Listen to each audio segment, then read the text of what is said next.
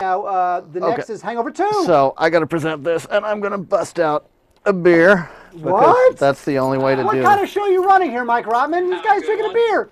Here, I'll bust out my water. You can play with your iPad, too, while he's drinking his beer. Is that what the kids call it these days? It's actually Everclear. Oh, look at him, he's dribbling. Oh, this is where it goes all wrong. Oh, it's not getting on the mics. I'm just going to pour it all on myself. Yeah, good. Don't get on the mics. We don't care about you.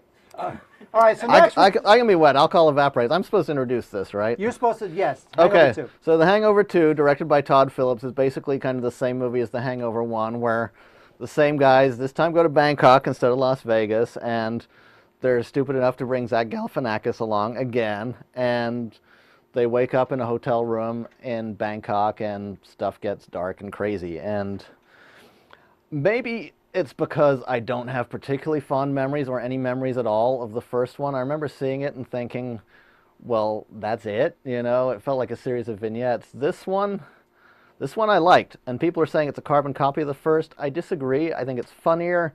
I think it ratcheted up the pace and the danger a little better. Ken Jeong is still not funny at all. He reminds me of like Margaret Cho's impersonations of her mother in her stand-up. Well, I feel like it's like they say, okay, here's a script, and it has a role that says, in quotes, whiny Asian bitch, and they couldn't get Bei Ling, so Ken Jeong steps up. Do we have a clip? We have a clip. Yes. Let's do it. Get that monkey in here, Stu! You won't let go! Stu, get back in the car, right now!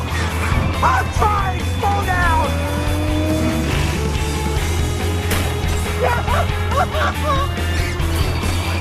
He's so strong!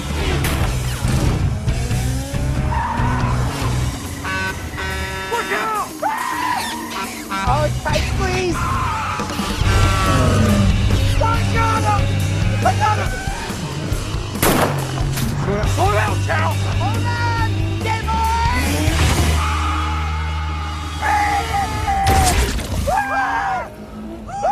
Oh, my word!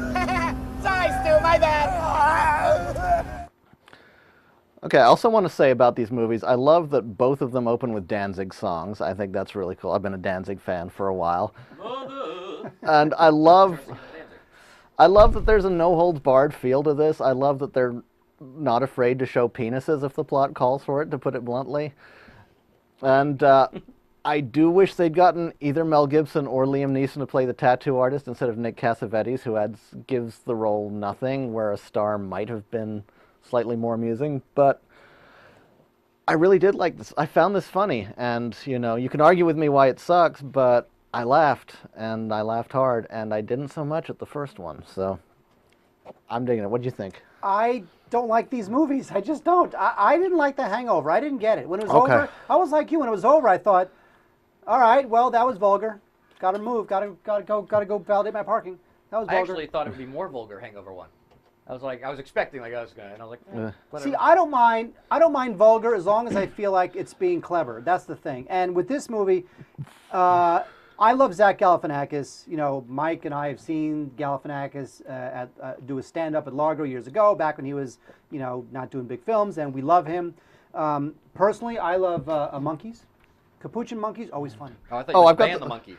Did you get did you get the 7-Eleven Collector's Cup with the monkey on it? No, is there one? You know they did a series of collector's cups for The Hangover 2 for Slurpees, ironically enough, which you don't get hangovers from. If they called it the brain freeze, okay. Well, put vodka in it, you do. Yeah, well, you can't do it when you buy it, though. Oh, but yes, they have one with the monkey. That's the one that I have. That's what.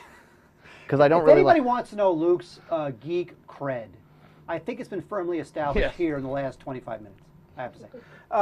So Monkey's always funny. Zach Galifianakis always funny. Everything else not funny. I love Zach. Everything else not funny. You know what? It just seems. Copy editors hate Zach just because of his last name. You know what? It's that one letter. I think it's the A. There's an A in there that shouldn't be there. If you get rid of the A, you can almost spell it phonetically. I find these movies shrill and desperate and vulgar for the sake of it and not funny. And I don't mind vulgar humor if I feel like it's being clever or it's trying to tell me something or whatever. I find that these movies are just loud. They're just loud and obnoxious and a bunch of people yelling, and that's not funny to me. I find Ken Jeong to be that way. I don't find the entire movie to be that way.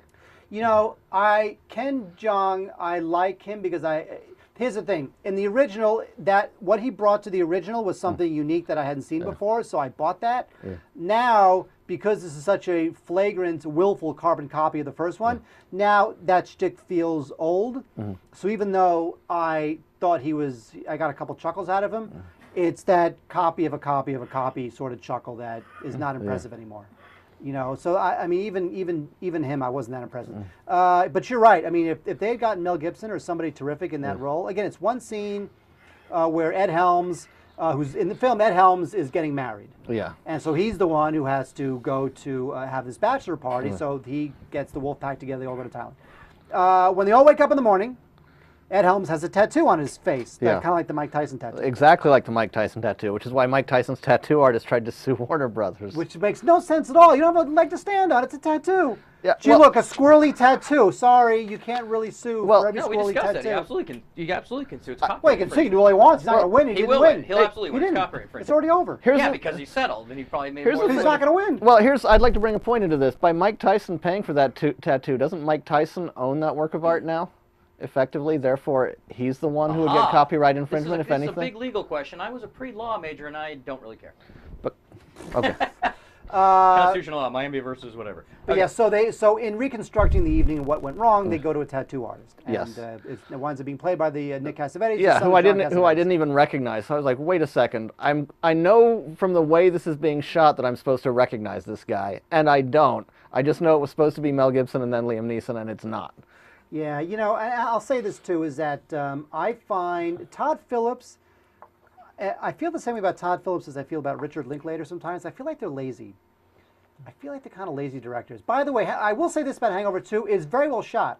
It's widescreen, and it looks good. It looks like a big screen, big budget comedy, and I like that. So you say that right after saying he's lazy. That doesn't compute to me. Exactly. Well, Richard Linklater, I understand. He shoots some stuff on digital video in a hotel room with 3 guys. Okay, just let them riff. Yeah, that's lazy, but... Yes, because I would credit the look of the film to the cinematographer.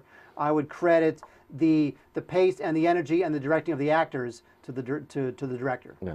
And in that sense, I feel like they just said, okay, guys, act crazy, and we'll put it together in the bay. And that's really what they did. You know, so to me, Zach, monkey, funny, rest of it not funny. I'll give it a burn. Where's my graphic? I'm giving it a burn. No, you both give it. Then we I wanted my own graphic. That's not how it works. Have I showed you the iPad 2 yet? You put it together. Now Luke is. I'm giving it a buy. Whoa! Oh, controversial. I think that I understand if you didn't like the first one, if you don't like these kind of things, fine. I don't really understand people who liked the first one thinking that this doesn't escalate the pace a whole lot better.